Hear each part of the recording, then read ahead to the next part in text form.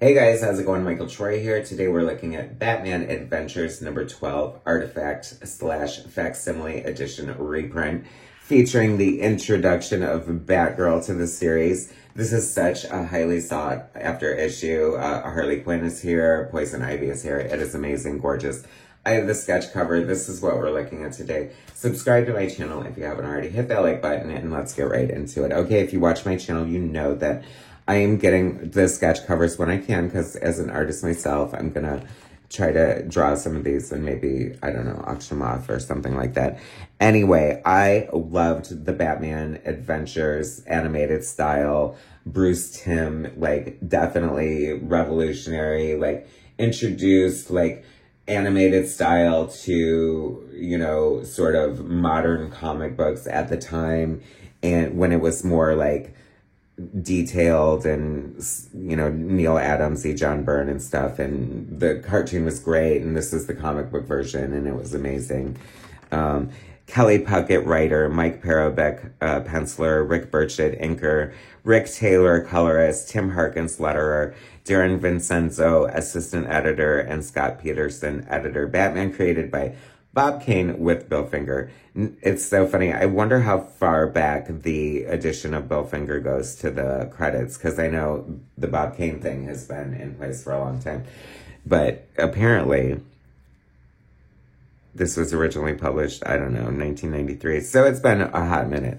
All right. So it should be said that the late, great Mike Parobeck really brought to the animated style to comics the way that sort of Bruce Timm did to, you know, the Batman animated show. Like, people love his art. He nailed the style. He was like a master, and gone too soon for sure, of the many comic book heroes.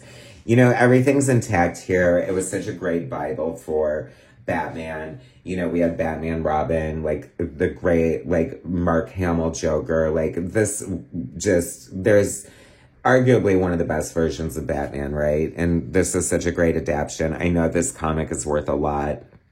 I don't know exactly why they decided to reprint it right now, because they just don't have enough Bat titles on the shelves, which is so funny, because with all of the Bat titles on the shelves, and a lot of them are great, but I'm not going to pass on something this good, like a reprint of an old edition. And, you know, the reprint is, everything's the same except for the price, and the paper stock is a little nicer, I think. And, you know, we get this cover. They've been doing variants. I hate the idea of a variant. Ugh, like, why? Like, I don't know. It seems like such a cash grab, as if these aren't cash grabs already. But people decry these, saying that they ruin the value of the originals. However, everything's been reprinted so much at this time, collected, whatever, that I feel like if the original version is worth enough on its own merit, or rare enough, it's going to retain its value. And comics are meant to be read. So if this is putting this story in somebody's hands for the first time, that can't afford the original, because it is like hella expensive, then it's a good thing. I love the homage to the Hernandez brothers, Love and Rockets here. That's so amazing. I love that exists in this comic book. Such a mainstream comic book. Barbara Gordon is going to you know, she's always like, it's so funny, because it just goes to show how sexist, you know, society is. It's like, I feel like she always had to sneak and struggle and like just really, really go out of her way to become Batgirl. And, you know, I think people weren't that supportive of her, whereas Robin was, you know, an 8-year-old boy, just like, and they were like totally fine with him. Am I wrong? I could be wrong. I don't know. Harley looks so interesting here, because she has this like red mask, and I wonder if that was a mistake, because I don't recall her ever having a red mask. And I'm like, am I experiencing like and see, not on the cover, and then inside here, I'm wondering if it's a no price. I'm wondering if her mask is red, and if we just always seeing the black like shadow, or what. Care to weigh in? Like, it should be black, right? Is this a Mandela effect happening right before our eyes? I love that there's chapter breaks. It's very reminiscent of like old school comic books, you know, very slapstick, silly. It's funny how sexy they are in a way, though. But I was like, I guess you can't get around it. They just basically have skin tight costumes on. But I mean, it's fun. I mean, who doesn't love the combination of Poison Ivy and Harley Quinn, you know, battling Batgirl, who's always been one of my favorite characters. I absolutely loved her, mostly due to the Batman TV show. I don't care. That is like one of my favorite Batmans. I will always love Adam West. Fight me. I don't care. So Yvonne Craig was so amazing as Batgirl. Like, she just really, really just nailed it. That sparkly costume, her motorcycle, the way the brick wall spun around. I was in love, let me tell you. I had the Mego Batgirl that I worshipped so much. I actually had two because I was hard on my toys. What can I say? I mean, they weren't indestructible anyway, those little Mego things, which were like my favorite. I loved them so much. Anyway, but, you know, Batgirl, I've just always loved Batgirl. She is so great.